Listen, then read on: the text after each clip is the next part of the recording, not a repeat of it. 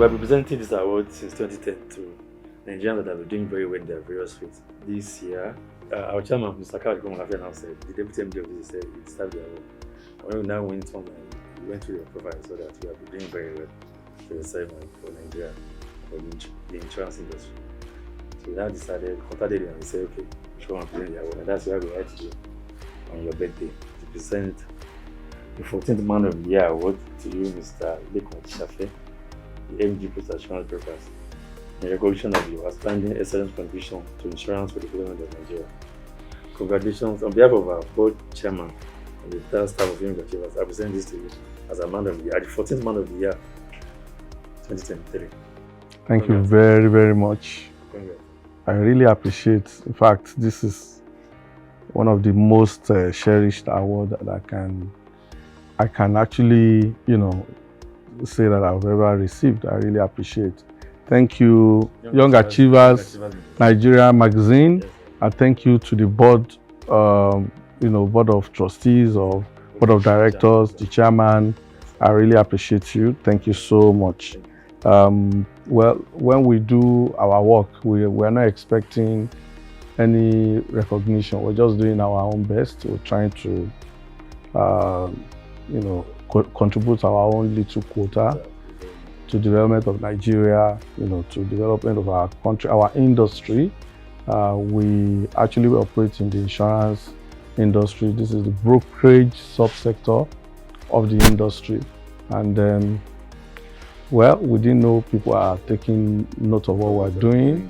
And then, so yeah, what has been coming, but this is, this is very cherished and most appreciated. Thank you very much.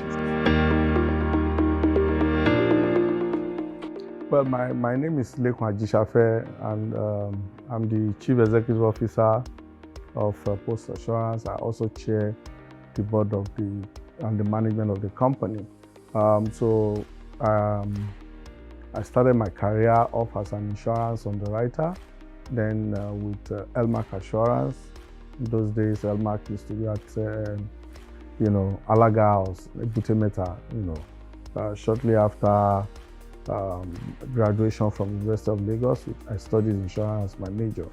And then from there, just a bubbly, young insurance graduate. It was just, determined to hit the world of insurance and make a mark, in my career. So from LMAC, I had a brief stint with GoldLink Insurance. These are all insurance companies.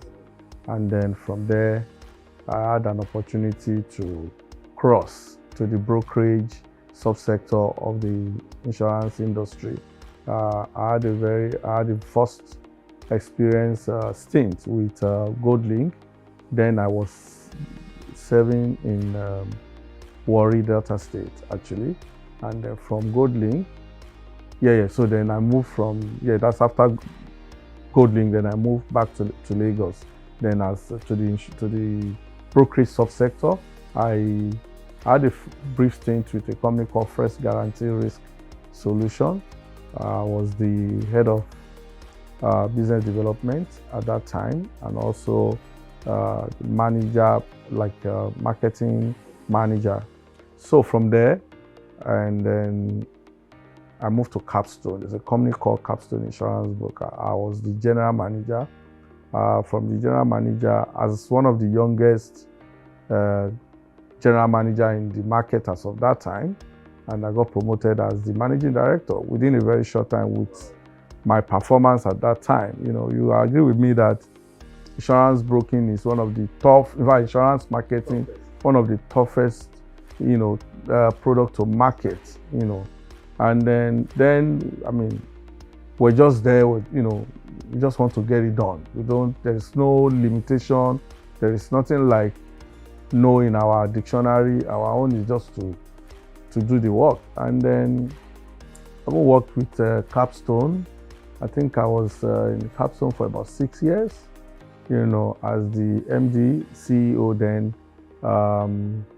Then myself and some friends, we came together, to take over the operation rather to, reinvest into post assurance brokers. Then I joined post assurance, and then after joining post assurance, then the rest is history. That has been the journey.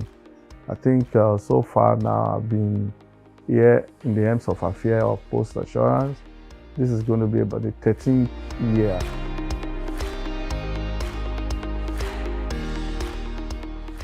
Yeah, so what we've tried to do in our own little way to improve the penetration of insurance is, number one, okay, provide good services.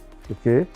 Number two, the services doesn't just stop from giving a prompt responses to your customers when they call you. Of course, with that you have to employ technology. You have to you have to give a very good up-to-date to records to your customers. You have to actually be up and running, up and doing in providing your services to your customer. Then secondly, okay, claims settlement, prompt claim settlement.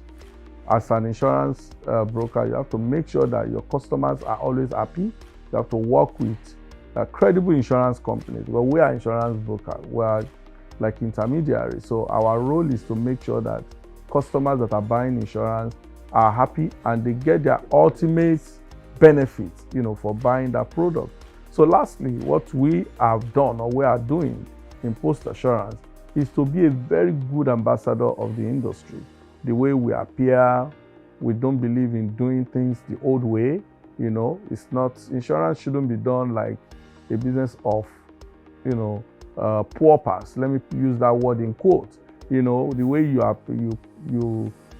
you sell your product, that's the way people will receive it.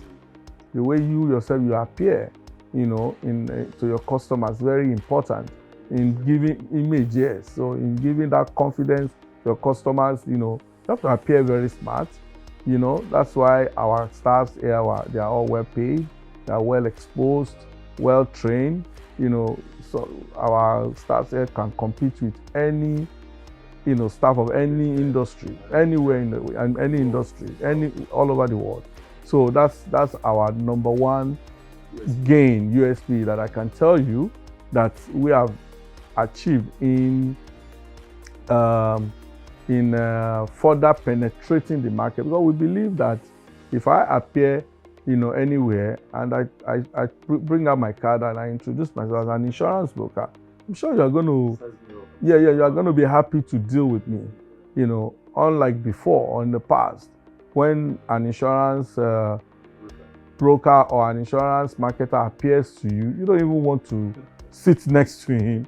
Okay, so it's very, very key. It's very, very important. So what we have done in doing that is, whatever income we make in our operations, our commission, we plow back a very large part of it, in building the business into the system, in building our staff, our human capital, our IT.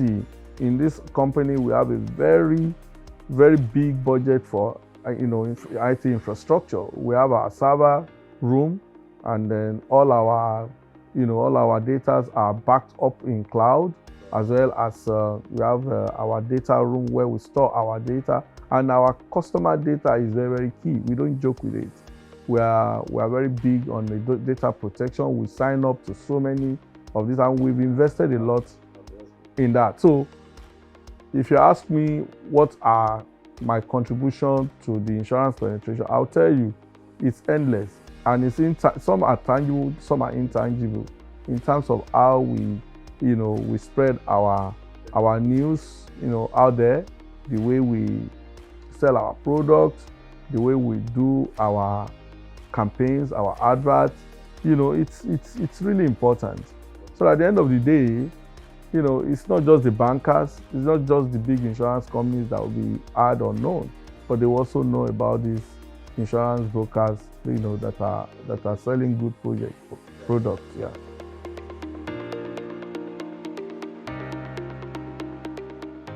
So far, we've not been doing badly in Nigeria in terms of foreign investment in the insurance, industry. The last count in about 10 years, within the last 10 years now, I can count at least about 7 or more international or multinational insurance companies that has come in to invest in our industry, which is a very positive sign. I think it's a very good sign.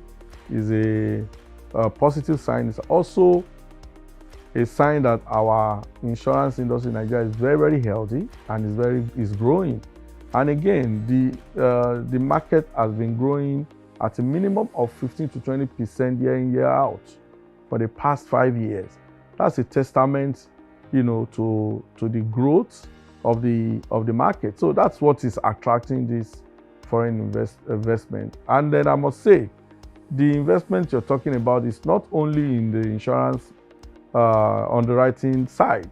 We've also seen a lot of multinationals come in to actually set up insurance broking, outlet in Nigeria. In the last count, we have about the last 5 years, about 2 or 3 of them have come. These are multinational, multi-billion-dollar insurance broking firms, that are, international based, some in the UK, some from the US, some from Middle East. They're actually here in Nigeria. Post-assurance broker, we've also been approached in, 1 or 2 or several occasions, by some of these big international firms, to invest in our company. But our vision is quite different.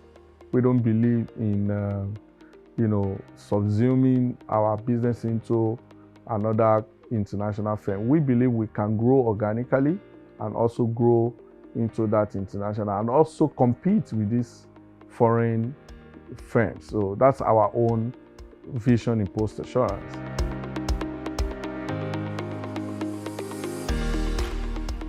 Challenges? Oh, a lot. Competitions. I would say competitions. So there's this saying that the reward of good work or hard work is more work or more troubles. Okay, I had troubles to it because it's not just work. Because when you do good job, when you are probably doing something that is unique, you are definitely going to be out in the glare. You are going to be in the eyes of a lot of people. Most of your competitors don't believe it's possible, but you are getting it done. So they're not going to be happy.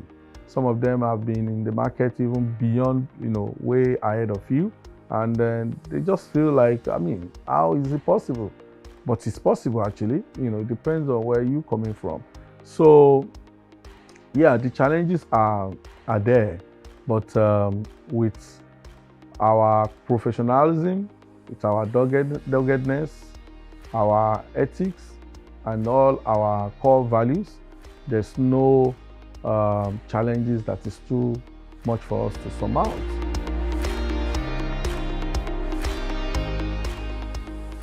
Unique selling point for us is our services to our customer. For us here, customer is key. Okay, we go extra mile to get our customer, job done, to make them happy.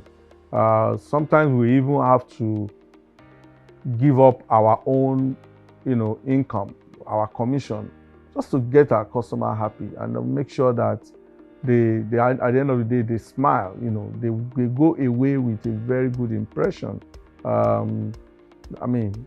Yesterday I came into the office, we entered into a meeting whereby a customer that complained, it's an international customer actually. So we gave up all our earnings on that and we even made a refund to them. And after the meeting, and they said, look, we're coming back with all our vessels, all our this and that, and they're bringing it back to you. And that's a very, very positive take home for me.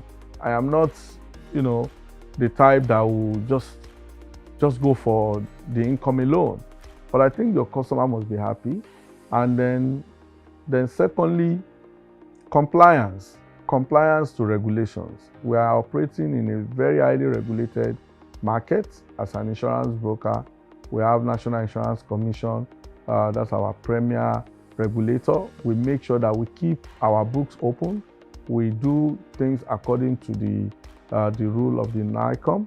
And then also we have the Nigerian Council of Registered Insurance Brokers. It's also a body that we subscribe to. That's also a regulator. We make sure we do everything and then keep our best at all times. So that's the way we, we've always, get our job done here.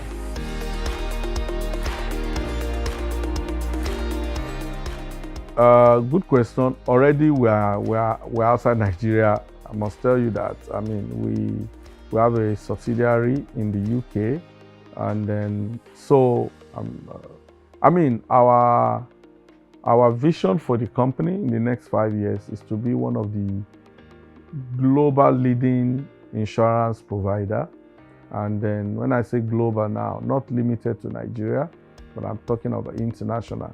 So that's why we open our London office, and we also have some trade offices, in West Africa, after Nigeria, I think in Cameroon, and we also have some other locations. But our main international office is in London, and then from there we believe we are going to definitely spread, and then we're able to, be a truly international company.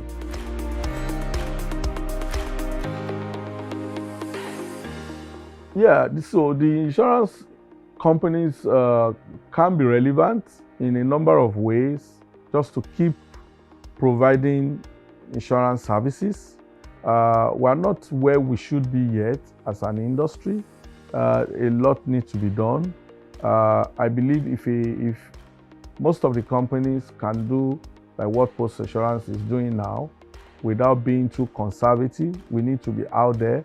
We need to spread our news. We need to get involved with a lot of, campaigns, activities, support events, do CSR.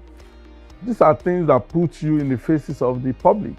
If you don't do that, there's no how they will know what you are doing. They might not even know you exist. And if you are doing 10,000, by the time you are out there, you are able to spread your news. I'm not saying we should just be doing marketing senselessly, but there are some strategic, campaigns you can do. By the time we do that, then the public will know we exist. They will know what we're doing. Some insurance companies that I know are doing great stuff in terms of claims payments, good services to their customers, but they are just not maybe spreading their news. They are not there maybe doing that strategic campaigns. That is the only way you can put your face into the market. But if you don't do that, sorry, maybe they will know you one or a few occasions that you have your customers talk about you if you are doing good job. But you need to also tell your stories. If you don't tell your stories, like they say, nobody's going to tell your stories the way you can do it. Well, Unilag is, like you said, my alma mater. Without Unilag, I probably will tell you I might not be where I am today. Unilag gave me the training. I learned the rudiment from Unilag, and then before I hit the wall. So I don't joke with that brand. I'm one of the few people that are so passionate about the brand Unilag, and we always try every time to do what we can. If you ask me, we've been very, very active in the University of Lagos. Recently, my company donated the 2 basketball courts to the university before the Noga game. And we just did a refurbishment like about a month ago for the next African University Games or so that's been co-hosted by Unilag and LASU. In addition to that, we have some projects that are in the pipeline. We're talking to the university management, the Vice Chancellor, Professor Folashade Ogunshola. She's a very good leader, very good administrator. So we've we've made up our mind that we'll definitely support the university, support our administration. And personally, I'm also a member of the National Executive Council of UNILAG Alumni Association, the worldwide association, the national body. So what more? Any opportunity to give back and to do more, I'm always looking forward to it.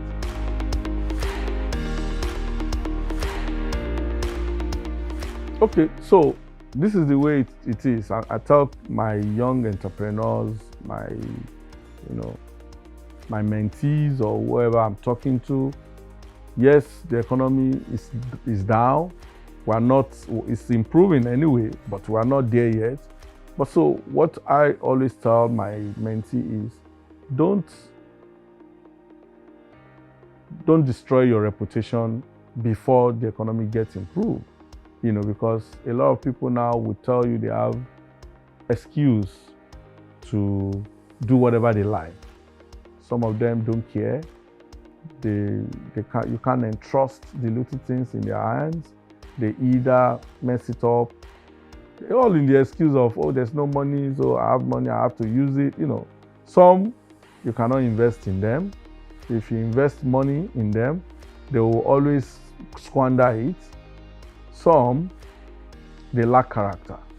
They can't even sit down in a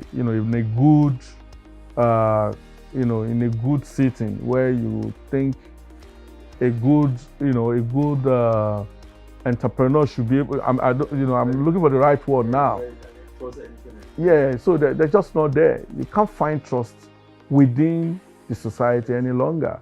When we were younger, I recall when I was a youth corper, as a youth corper that was serving the company I served, the manager of that company, the branch of that company, whenever he travels, he's going on a vacation with his family. I cannot forget this. He's still alive.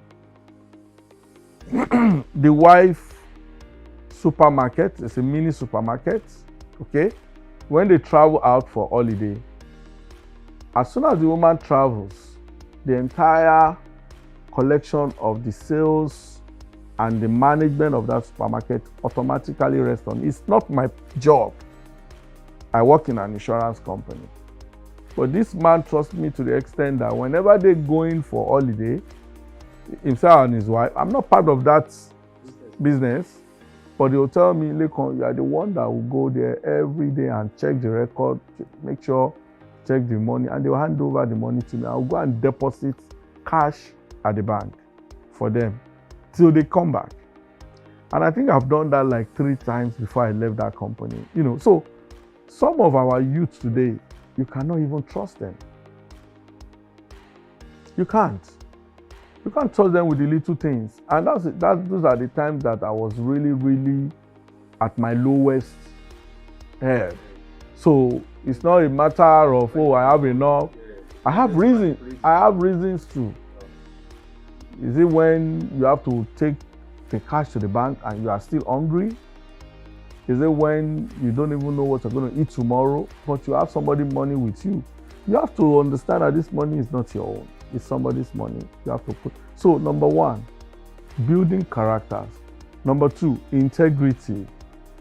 Number 3, values, good values like honesty. You can name it. So, this is what I think the youth of these days, diligence. Some are working now. Even if you want to be an entrepreneur, you're working as a paid employee. Make sure what you have now, the work you are doing, make sure you do it well, because the reference will be there when you're leaving that post to another post. Even when you start your own business, you go and market your product, and here you meet somebody who knows you from where you work, and they'll be like, okay, that boy, okay. You'll not even be there when they'll be talking about you. But it doesn't mean that some people will not have their own reservation about you. But trust me, when you are very, very diligent, wherever they're talking about you, even when they're talking about you in a ill form, some people that knows you, that knows your values, they will come there and say, no, that's not the guy. And that was, differentiates people. And that is actually the major impetus for success. Okay? I will always tell people, when I was starting my own career, I had no godfather. Nobody ever said, oh, go to so place, go and pick that job. I don't even know anybody to speak for me for promotion. But my work keeps speaking for me till I get that career progression. So these are all important factors that a young upcoming entrepreneur need to imbibe, in their journey of success or journey of life. So when you have all that, when you do your work, be diligent, be honest, be truthful,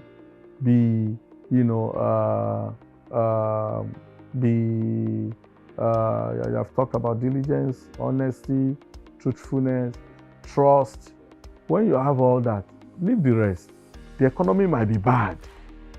Within that bad economy, when things are tough, that's when it makes more difficult for people to look to, then to make it more imperative for people to be looking for those qualities.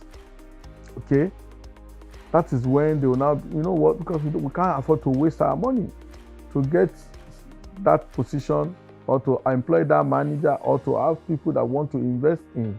We need people that have all these qualities. So it is very important that we build that character. Then after building the character, every other thing will happen, whether now or later.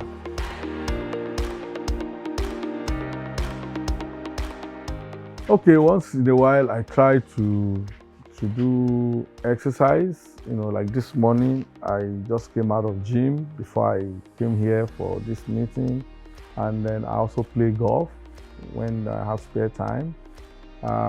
Beyond that spare time, I think I'm more of a people's person. I like to always be around my very few close friends. And then we always just leisure, chit chat, talk, laugh, and that's it. And then sometimes, we travel, because I always travel anyway.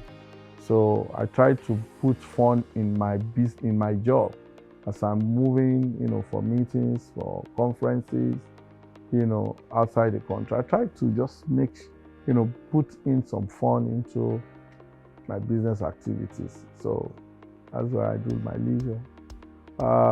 I'm happily married and I have 3 children. And then journey of life, well, it has not been rosy. I'll tell you, in this Lagos, I was once a conductor. People will not believe that. And I've sold pure water in Lagos. And I have, what else?